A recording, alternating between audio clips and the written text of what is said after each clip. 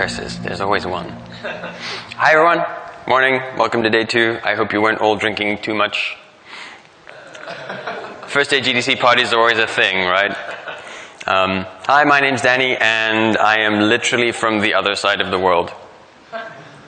That's 36 hours of travel every year for GDC. It's good fun.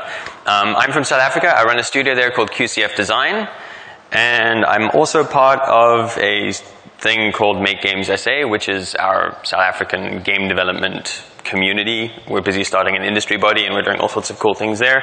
We've gone from, I think it was like 25 people employed in the games industry in South Africa 5 years ago to 250, so we're doing pretty well. In 2011, a prototype called Desktop Dungeons did that and won an IGF award and like changed the future of my company forever, which was pretty cool. Desktop Dungeons actually ended up finally releasing on Steam in 2013 and made its way to Android and iOS last year. But that's not what this talk is about, unless you really want to buy my game, in which case feel free, and I'll stop talking. This talk is about shipping games, or at least the impact that shipping games has on indie developers like us. It seems that everybody has some sort of horror story about shipping something. I mean, I know that Desktop Dungeons could colloquially be described as having an aftermath. And chatting to indies for advice about what was happening to us once we finished shipping made me realize there's a lot to talk about here. And I think it's really important that as indies we get a better handle on this stuff because, hey, shipping games is a pretty large part of what we want to do. You know, if shipping is the worst thing in the world, your studio is not going to survive very long. So, in the interest of science, I augmented my sort of like off-the-cuff chatting to people like, hey, I'm feeling down, what do I do? With developers, and added 18 interviews with developers, sort of like really formal things, recorded them and everything, ranging in experience from like 0 games shipped to tens of games shipped, so kind of the whole gamut. I also chatted to a few publishers to try and get their angle on these things, and after that, I turned the interviews into a series of questions that I lobbed at another further 45 developers to get their thoughts on the things that the interviews had highlighted as important areas. And now this can be a pretty loaded topic. Like, if everybody has a terrifying story about shipping their game, chances are they feel quite strongly about it. And there are some pretty hectic memories. So the whole point of this was to isolate learning from those events as opposed to like make them identifiable. So I tend to talk in the immediate person, and I only show graphs when they can be fully anonymized. And I'm not providing any information that was given to me in confidence because I trust and respect the people who told me things that they probably shouldn't have told me. So time for some background.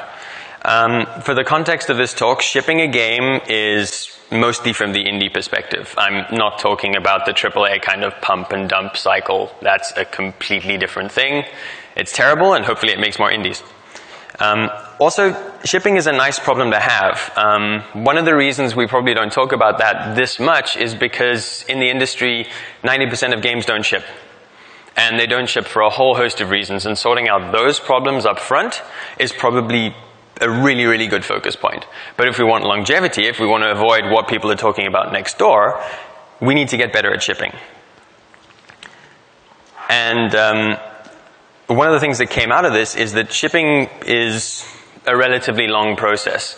So as a starting point, I said, cool, shipping is when the game is first released to the public. So when players can first download your game, or can first buy your game as a finished product. And it ends when in-house development ceases. So that includes porting and bug fixing and everything. At some point, everybody has a stage where they can say, I'm putting this game to bed, it's done. Maybe they revisit it every once in a while, but usually it's done. And shipping tends to vary in impact quite hugely depending on the experience levels of the team working on it. So if you've shipped a lot of games before, probably your next ship is not going to be terrible. And shipping isn't uploading a game to a store and kind of just hoping, and that happens a lot. Like, I know in South Africa that's kind of like the major issue that we have. That's literally just putting something out there and Shipping is the point at which business intersects most strongly with game development. So if you're not thinking about business and the business impacts of your actions, you're not shipping a game. And shipping isn't early access. I know I'm going to get questions about this later. But early access is a preamble to shipping. Yes, some of the things you're doing are putting the game in front of people, and now you're dealing with player responses, and you have to deal with tech support, and you have to handle a whole bunch of issues. But you're still in this creative development mode. You're not really like focusing very much on the business angle of things. And early access often tends to suffer when you focus on polishing your game.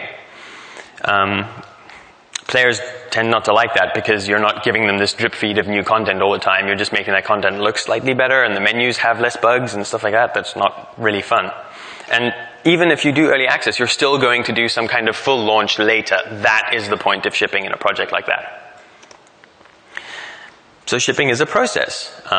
It starts well before release day. You start thinking about how you make this game ready to release instead of what you can add and what new cool things you can change and how you can make this better or whatever. You're literally just like, what is the product we can put out there?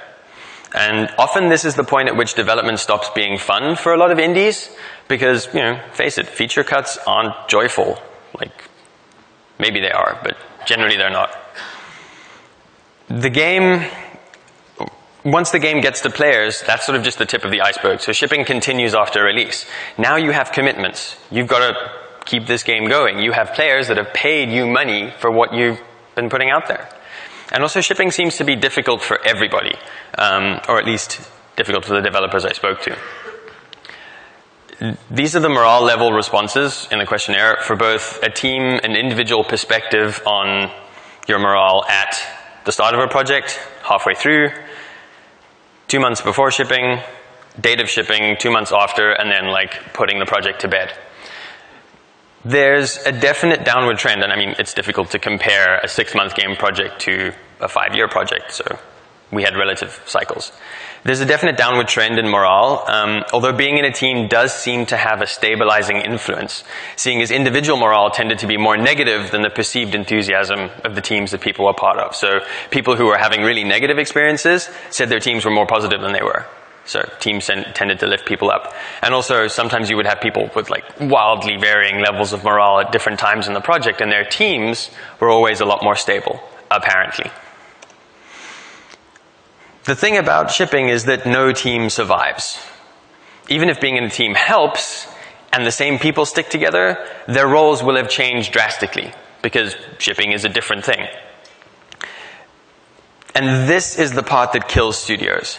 Either you embrace these changes that your team is going to have to go through, and you survive, or you don't. So the reasons teams change is because a team is going to have to suddenly start performing really different tasks to what they've been doing for most of the cycle of development before. These graphs, I don't know how readable they are, show the relative experience levels from the questionnaire in the skill categories that we identified via the interviews. So we have programming, the classics, programming, content development, game design, testing and QA, project management and human resources, community management, PR and marketing, business development, and tech support. I don't think it's a surprise that there's a serious skewing towards the front of that list. Most of us are developers. We focus on the development side. And this is even more obvious in teams that have never shipped a game before. The numbers of answers where people said they had absolutely no experience in the bottom half there, kind of interesting and a little bit scary. And the skills that have the least experience in this graph are the ones that are only really necessary once normal development stops. Once you stop kind of building your content, then you have to focus on your PR and marketing and your business development and your tech support. And if a team hasn't recognized that these responsibilities are going to change as the project sort of moves towards a shipping conclusion, that's going to cause a lot of problems. One of the things that happens is that development becomes support. So, hands up everyone that loves bug hunts. Yeah! Okay, you're all going to be super popular later. So just everybody sitting around them remember who did that. You have customers now, and you owe them a fully functioning product. Otherwise, Steam refunds and everybody dies. you have to keep that going. If you don't support, your game suffers in sales, your reputation goes down, your visibility goes down. Obviously, that's a terrible thing. So support switches programming tasks into this bug finding and killing mode from the fun development mode. And not just for a little while. Like, it goes into that mode for the rest of the lifetime of that game. And testing is really, really difficult to keep up.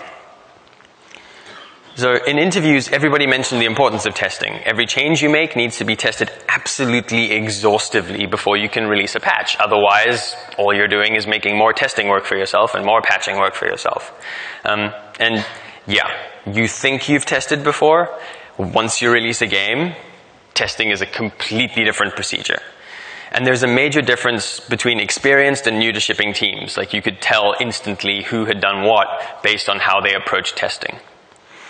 And this isn't like saying experienced teams have less bugs. Sometimes they have more. It's literally just that experienced teams have a very, very, very different approach to testing than inexperienced teams. And, you know, support means talking to pretty horrible people. Like, you're generally speaking to the angriest players in your player base, which is not the best thing in the world. Design starts becoming public relations. And in a way, design becomes basically apologizing for things. You're no longer solving interesting problems. You're not designing the huge fun things that the game was built around. And in fact, you can pretty much never change those again. You're stuck with them. So you end up justifying the old solutions that you came up with. Yeah. Sometimes that's through, you know, support emails where you try and explain stuff to people, or literally through band-aids in code or in your design or in your UI, things that, like, you need to support a decision you made in the past. And maybe you have a better idea now, but changing it is probably going to impact the game in a much larger way than you would like to. This is a bit like thousands of the worst customer emails ever. You know, all the memes where people are like, make it green, change that. It's not good fun. And copywriting versus kind of like design documentation management is just not the same. It's a completely different skill. And you have to produce a lot of PR emails and marketing copy, and basically that's just finding 15,000 different ways to say the same thing, as opposed to finding ways to communicate about development stuff to the rest of your team. And marketing loses immediacy. So you're never going to be a new game again, so press care about you a hell of a lot less. So once your game comes out, yay, press attention. Once your game is out for a long time, try getting more press attention. And everything is work to create that press attention. Like, you have to come up with new stories, you have to come up with new ways to try and get people interested. It's tricky. And a launch spike makes all your other kind of like long-term marketing look kind of bad.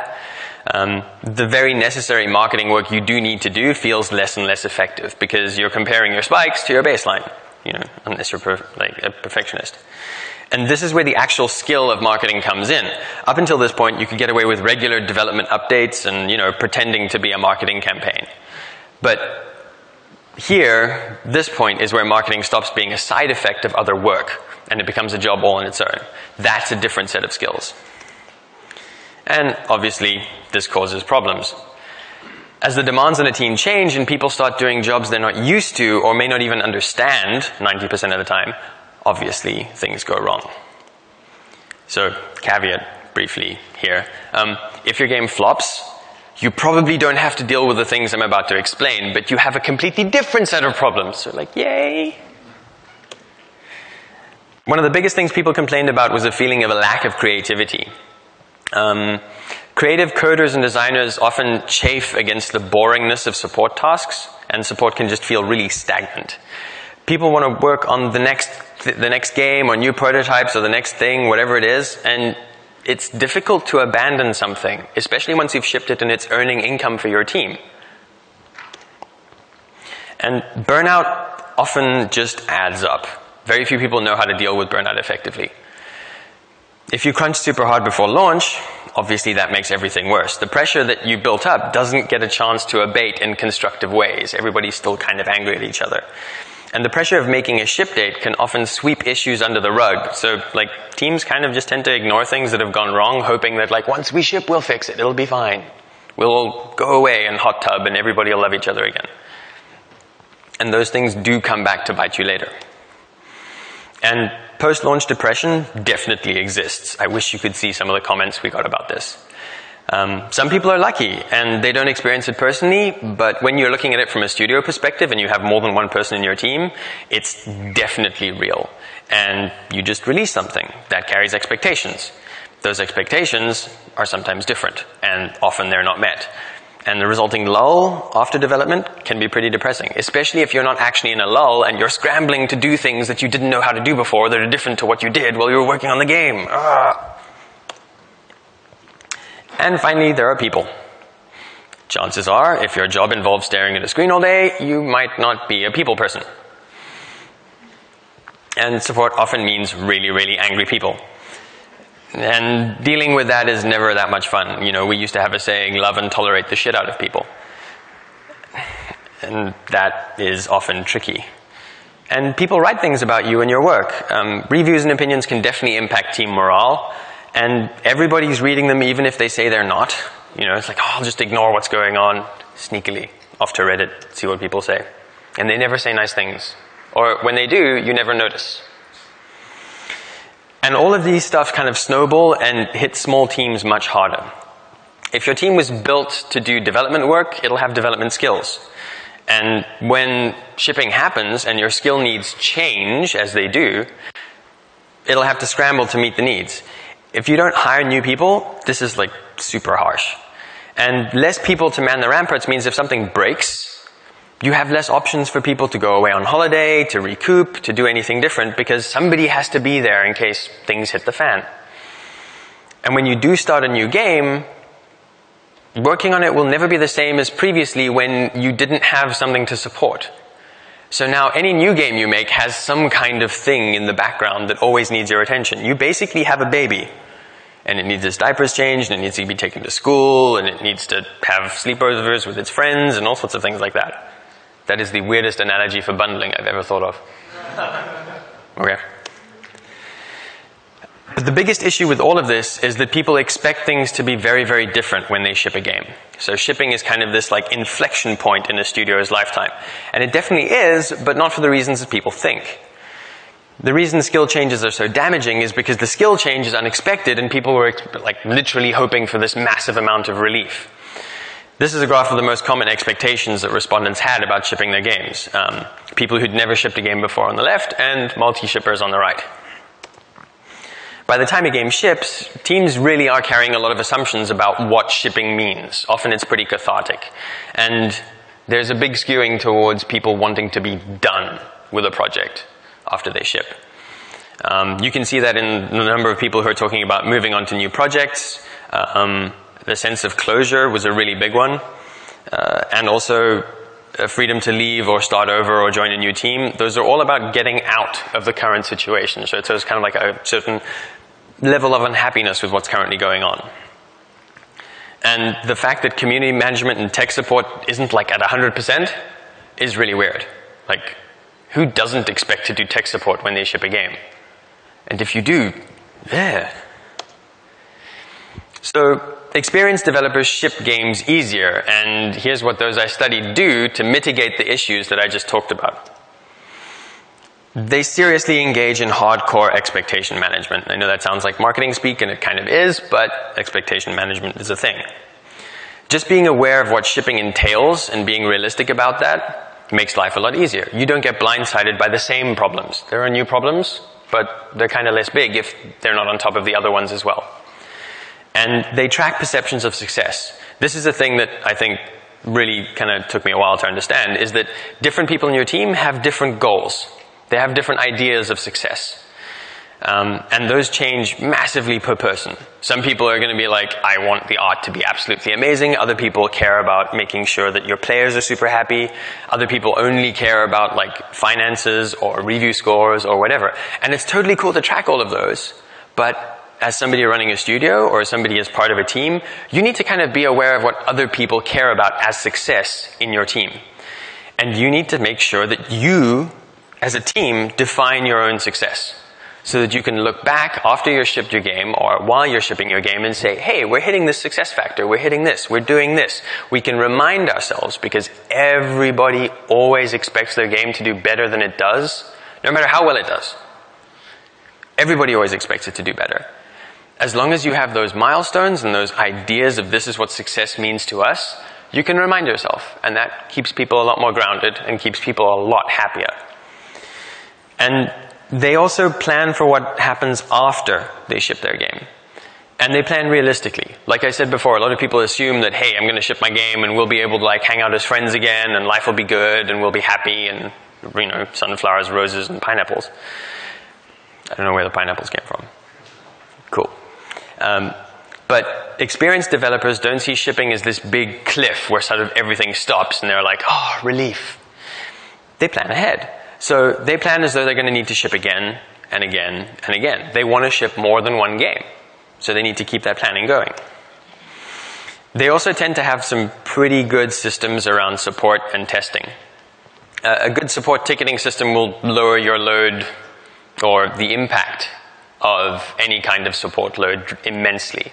And a good system will let team members work together to fix issues and tag each other and all sorts of things. And there's loads of systems out there. I'm not going to do a laundry list of the things you should use. Just try them.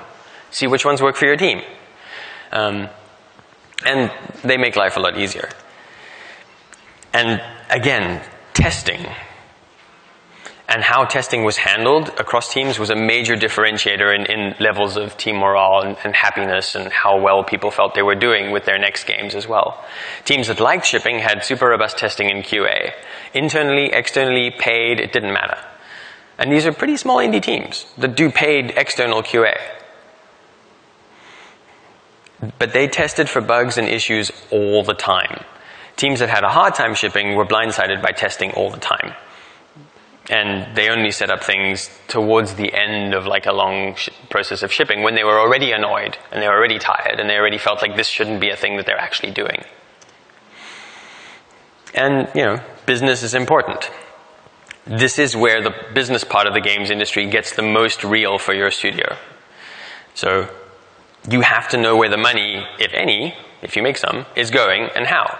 If you don't know how people are going to get money, how your investors are going to get paid, what your bonus cycles are, everything, if you don't have that lined up, and before you actually start money, or start making money, negotiations when dollars hit the fan are going to be absolutely terrible. And you really need proper contracts. Contracts give you the security of knowing what everybody's job is, what people's responsibilities are. You have to know those up front. That's what contracts allow you to do. If you're not sure whose job it is to like make sure the servers are running, if you don't know who's responsible for all your tech support and responsible for the marketing, that's going to be a problem. And also, you kind of have to be aware that now that you're thinking in a business mode of your game, things might well go wrong. And this is the time when that's most likely to happen. Due to all the other stresses we had, or that we mentioned, and the things that might go wrong, and the way that the team might be thinking about stuff, this is when shit hits the fan. And it's a time of really, really huge change. So make sure that if things do change, you're not just going to shut down and die, and everybody's going to hate each other. And I don't know how obvious this is, but other people in companies are suddenly going to do their darndest to earn money from you. And that means everything from like G2A spam emails and, you know, streamers asking for thousands of keys to people literally just trying to like scam you and get you into weird bundles and whatever. Sometimes these things are fair and they're good opportunities. Sometimes they're completely unfair and they're terrible opportunities. You've got to be prepared to be able to handle that. Don't just take every opportunity that you see. Don't just be like, yeah, we're going to bundle right now. It's going to be the best idea. Chances are it's not going to solve whatever problem is preventing your game from succeeding. Experienced developers tend to think in terms of teams, mostly because teams can do so much more than people on their own. Even solo developers often have people that they're working with. They have contractors. They have acquaintances that often, you know, rock up and help them out and they feed them or whatever their agreement is. We had very, very few respondents who only had like, it's me working on my game, I'm some kind of crazy superstar. And teams are an exponential multiplier on the amount of work that goes into a game and the amount of the outcome that effort has. So make sure that the team that just made this cool thing, this game that you're thinking about shipping or that you're near to shipping now, make sure that that team can still survive and ship another thing, because chances are you're pretty good at working together now. Sometimes that means you need to sort of take a back seat from the individual perspective and think of things as a team instead of just like, I'm annoyed about this. And also everyone interviewed mentioned how team communication was really, really important. And it was really interesting hearing how different developers were talking about their teams and talking about how their team interaction worked. And this isn't just like from the perspective of friendliness, but from a trust perspective. A team that trusts each other can critique each other and they will always work better together. And don't let things build up. Handle your problems early as soon as they appear. A lot of times, especially while you're like crunching or you're shipping and things are bad, you'll let these things build up and kind of sweep them under the rug, like I said before. That's gonna come back and bite you later on. And if these things are recurring, consider making pretty large changes to your team or to the team structure itself to make sure that they don't keep coming back. You know, if you've taken steps to try and solve something and the real reason is something else, don't assume that doing the same thing again is going to have an impact. And these can be difficult conversations, but everybody said they will always be way more difficult if you leave them later. They don't get easier if you leave people alone. And sometimes you need to be aware that your team is going to grow. In fact, all the time, you need to be aware that your team is going to grow. You're going to be working with different people. You're going to be working with contact people in terms of distribution, people in terms of marketing, etc. So your team is going to get larger. How you communicate and how you handle that is a pretty good indicator of shipping success. Teams that were okay with embracing more people and were welcoming to those people were much more likely to succeed and to stay around after their game finished. So what lessons can we take from this sort of stuff that I've been talking about in terms of what can we do explicitly to make shipping easier for all of our studios? I hope you've noticed that I talk about skills a lot in this talk.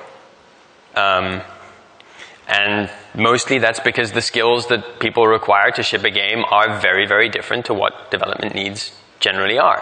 So you can get away with building a game with none of these skills for ages. That's cool. But when the skills, when you start shipping and you need these skills, you have to find them, or hire them, or build them inside your team. Whatever you need to do, you need to start thinking about, cool, we need people that can handle PR. We need people that can handle HR and deal with the burnout factor. That shipping is an entirely different job, and that needs a different team. And perspective on these things is everything. I mean, there are detail-oriented programmers out there, the people with their hand up earlier, who don't want to necessarily be working on gameplay code. They're great at handling bugs, and you can sort of think of it as people who would rather race cars or people who would tune them up. There's a big difference in perspective between those things, and those people see cars as completely different things, but we're like, so like, yeah, it's a car, okay. That perspective is really important. If you can find somebody who has a different perspective on the sorts of skills and the problems that your team is having, life is better. And it's your job to get these two kinds of programmers, and by extension, these two kinds of people working on everything, you know, HR, etc., to play together well. I mean, that's why this is a team sport. There are people out there who will positively love every sort of interaction that your team seems to hate. And if your team hates something, it's actually an opportunity to do something crazy well. It's an opportunity to succeed, because chances are if you hate it, other people are going to hate it too, and therefore their game's not going to do very well. Or you can do something better than their game isn't doing. And finding the right skills or the right person for a specific job like that is often this rocket fuel motivation that takes your team to another level of building stuff. Instead of being super drained by the act of shipping, that can energize everyone. And yeah, you kind of have to allow people to change. As you go through a long development cycle, people's needs are going to change. People's approaches to what they enjoy or what they dislike are going to change. Sometimes people will say like, yeah, sure, I'll try this task. I'll try like being the tech support person or being a bug ninja. Maybe they don't like it. That's okay. Maybe their needs have changed so much that they no longer want to be in a part of the project and they leave. That's okay too. These things happen. And business, again, like I said, is what shipping is all about. Generally, people who had a biz dev perspective really enjoyed shipping. Often this is where publishers were most useful to indie studios because they provided a business development angle, and publishers live to ship. And from a business perspective, your studio is a garden, so it puts out what you plant in it.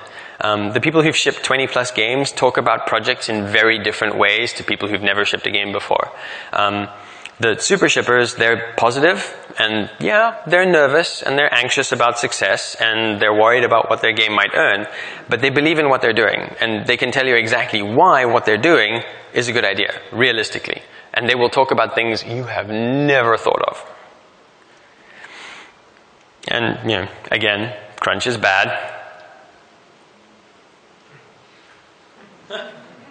Crunch is bad. Okay. Many people I spoke to missed their own launch parties, because they were developing until like the final moment of release and then carrying on after that. It's terrifying. And while crunching is probably inevitable if you're not a very experienced team, it means you failed at management. Just, crunch is bad. Don't do it. And there's very little to commend crunch. Most people said it was way better to push back their release date and release much later than to crunch for months to hit something that they thought was crazy important. Crunch changes perspectives from producing quality to producing output. And that's a bad thing. You're never going to ship something when you're just trying to produce output. Burnout, when coupled with crunch, is even worse. So one of the tricks is to manage developer burnout up front. Some studios had multiple teams and obviously workers with different kind of skill loadouts. Think of different characters in an RPG. And they would cycle people on and off of their projects because of it. Others would mandate time off after shipping. Everyone I spoke to, literally everyone, gave at least 2 weeks of paid leave after a game shipped at different times. Most did more. And you don't want to kind of force people to come back to work. It's much better to wait until people are literally going crazy because they haven't built something in like a few weeks than to try and force everybody to sit down and like, yeah, come up with the next prototype. Come on, do it. And so the next thing is to think in terms of the long term. We asked a lot of questions about where people got mentorship from and the sorts of questions they asked.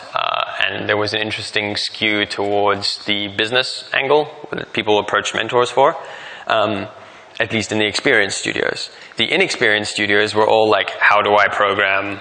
What does artwork? And that was a bit telling.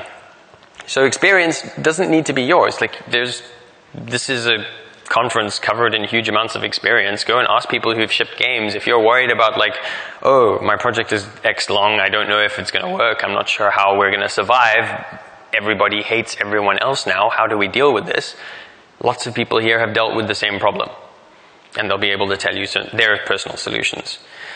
And in terms of the long term, publishers are a really good solution. If you can't necessarily hire people to take over the skill burden of shipping games, publishers live for that. Like, interviewing a publisher and interviewing a game developer and talking about shipping was like, I wasn't talking about the same thing. The one person I was talking about being ill for 3 months, and the other person I was talking about cake. It was just like, oh. And where developers are like, oh, I like being able to do the stuff that I was doing before, publishers are like, shipping is great, we need more ideas to ship this thing, come on. It's pretty interesting. But again, with publishers, make sure they're always providing value to your team and value to your game. You don't want to just sign with a publisher because you're hoping like, yeah, they're not going to hate this as much as we are. Chances are if they don't find something to love, if they don't find a way to add value, it's not going to be worth it for you. And budget for time after you ship. Make sure that you're not like, hey, we'll ship this game and then immediately we'll go on to the next work for hire project and we'll hope that we make enough revenue share while this is happening and then life will be great. You're going to need it. I mean, if you're broke, how will you support the studio? That's a question you need to be able to answer. How will you find another client if you've been pushing really hard for 3 weeks or pushing really hard for 5 years to finish your game? Deal flow is tricky. What do you do if the game doesn't earn? Where is your income coming from? These are all questions you need to have, and shipping is never going to be a magic bullet to solve those problems. Like, oh yeah, we'll put this game out there and everybody will make $1 million monies. No, there's like 5 people in the history of ever that's happened to. And think of your plans as like being at least a year long. So try to plan for the, like, I don't know, 6-month plan, a year plan, and maybe an 18-month plan if you can. And they don't have to be super detailed. You know, being asked, so what's the next game, is often the most annoying question that you'll get at like dev meetups, and you know, when you're talking to press, they're like, what are you doing next? And that sucks. But if you don't have an answer, it kind of means you don't have a plan. So if you have a little bit of a plan, answering that's really easy. And it doesn't have to be super accurate, just, you know, hey, yeah, we're going to do this next, or we're spending this long prototyping. But be careful of putting the burden of running your studio on prototypes. So when you do prototype, have goals. How many prototypes are you going to do? How long is each prototype going to last? How long is the entire prototyping session going to last? What new skills do you want to learn? Who do you want to try in different positions on the team? What new people do you want to bring in and try on the prototypes? Goals for prototyping are crazy important, and that requires a longer term plan. Prototyping on its own is never going to solve any of your issues. And then the most important thing is to look back and learn. You need to reevaluate when every time you finish a game, or every time you get a game to the point where you're, oh, the GIF's working, yeah. Every time you get a game to the point where you're thinking about shipping it, look back and go, okay, what could we do better? How could we do this differently? What problems could we solve? You know, if your PR was bad on your previous game, do something about it. And if you crunched and everyone hates each other, avoid it next time. Figure out your management problems. The reality is that even if you've shipped a lot of games before, and this surprised me, every developer I spoke to always had things that they wanted to learn from about their previous game. They were like, oh, we shipped this and this didn't work, and we shipped and this didn't work, and then previously we tried this thing and blah. And one of the reasons for that is that the market conditions change. When business hits your game, when you start trying to make money off of this thing, you're never going to be shipping the same game that you were, or shipping into the same environment that you started building your game in. So your predictions are going to be wrong. You kind of need to learn how to deal with that, and that's a skill. You've got to practice that. And if you're already reasonably good at dealing with the problems you had last ship, then now the new problems are going to be much smaller, and they're going to feel much less overwhelming. Oh, and there's just one more small thing before I wrap up and we can do questions. And this is pretty universal. Don't live together. Being in the same space constantly while trying to ship a game is a multiplier for every single stress I've mentioned and every single problem that developers have. It creates an environment in which crunch is much, much easier to get into because you never really stop working. And it offers few outlets for the relaxation necessary for people to kind of turn off work and calm down and go do other things. You might all love each other and be the best of friends and have the best time, but the teams that live together had the hardest time. And, you know, hey, this is not necessarily a cause and effect thing. It might be that teams that live together for budgetary reasons also had the worst approaches to management, and et cetera, et cetera, et cetera. But even teams that were living together because it was convenient or because they thought it was the best way that they could make games still had a bad time. So, questions. And yeah, feel free to ask stuff about early access if you need to.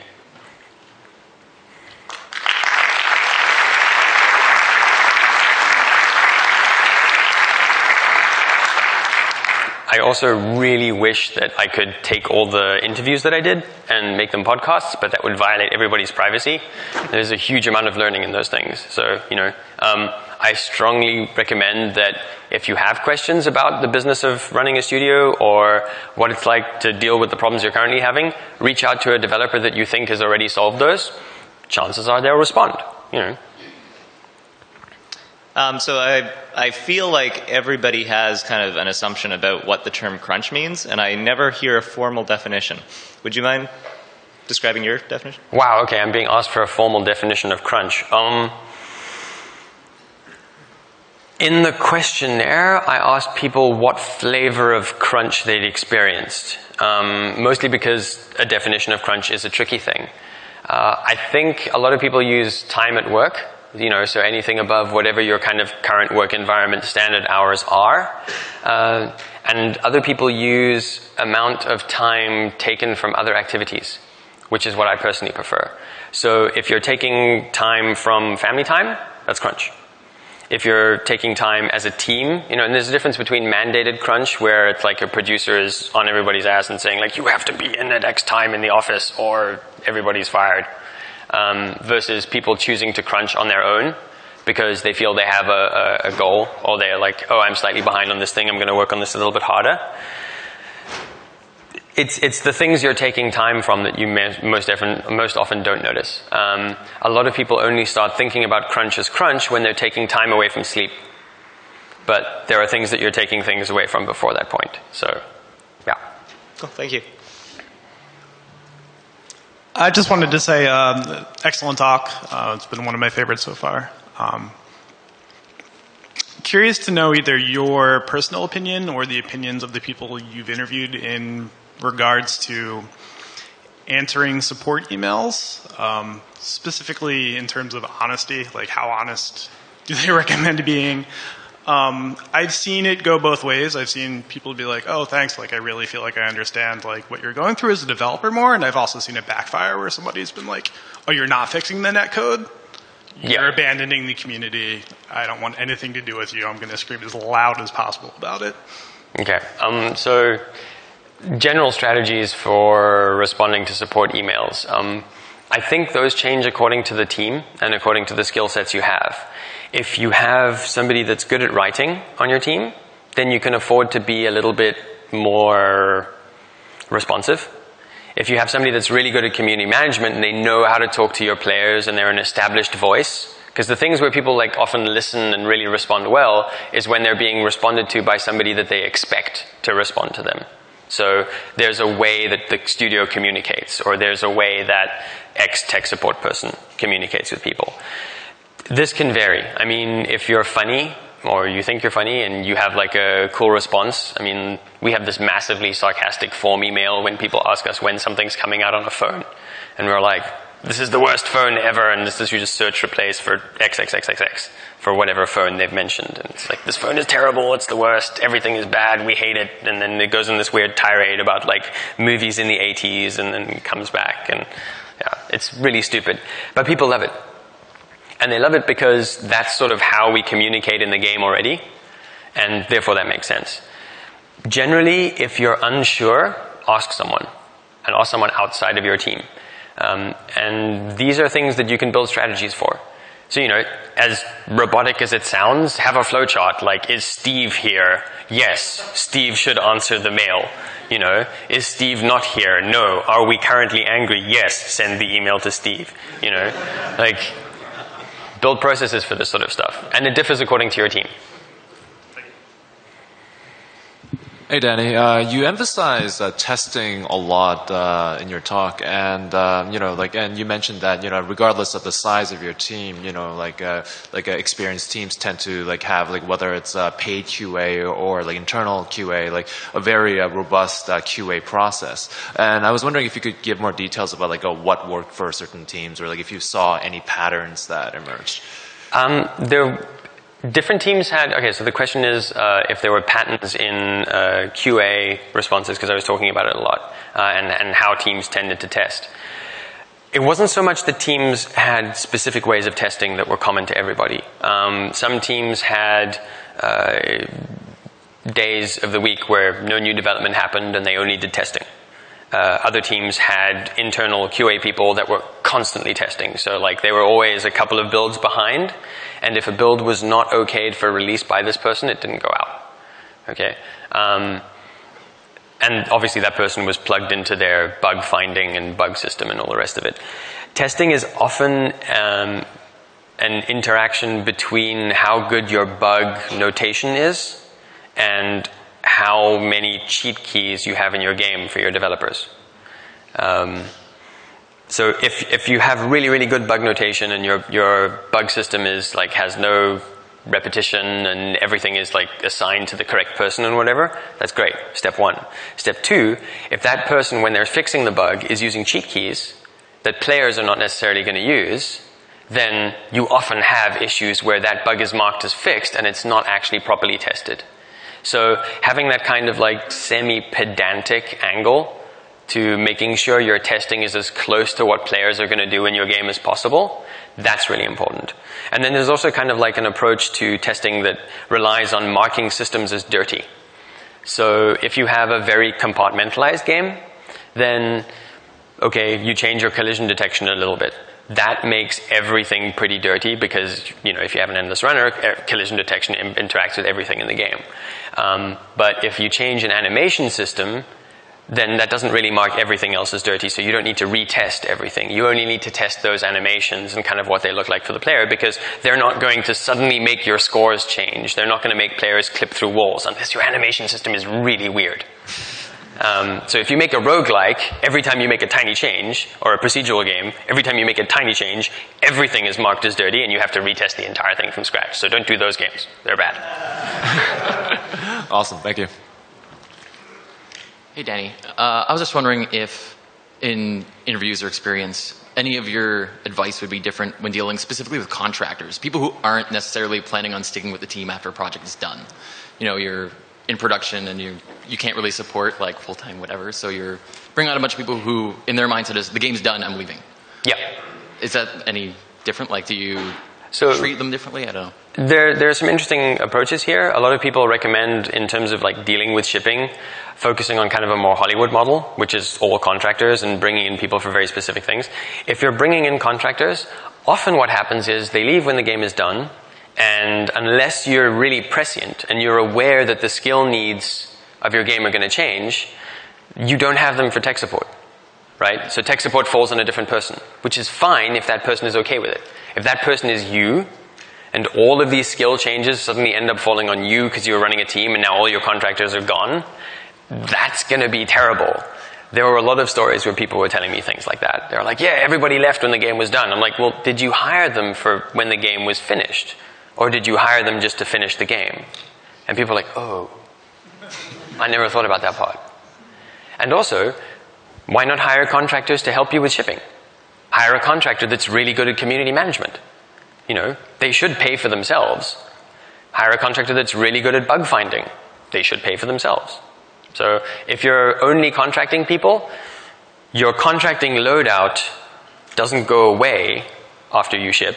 It just changes. So you might need more people. And maybe you only need them part-time, but focus on getting people to do the jobs and the skills that shipping needs. Thanks. Hi. How early in the development process are you thinking about testing? How early should you test? Well, planning for testing, too. Okay. I kind of think relatively early. I'm a big proponent of like fast prototyping. So fast prototyping is essentially undirected testing really early in a project cycle. It's not like, oh, hey, we've built the entire game design document and then thing and whatever and waterfall model and everybody starves. It's once you understand your game and you understand what you're offering your players and the things you want your players to feel and the goals that players are going to have while they're playing the game, and you have like methods to evaluate your general gameplay, that's when you should start building a testing system or a testing methodology. And the earlier you build that in, the less of a imposition it's going to feel on the people that have to implement it, who may never have thought about implementing something like this before. So if you suddenly only start focusing about testing after your game ships and you have just released patch number 5 in day 2 of your game being on Steam and everybody is really angry with you because now the same bug that was fixed previously is back, but it's worse, you know, people are going to be upset with your testing methodology. If you have a robust testing methodology from super early on in development, that's great. You know, if you have a system that allows you to automate some of your testing because you've been building that into your game continuously, that's going to save a huge amount of time.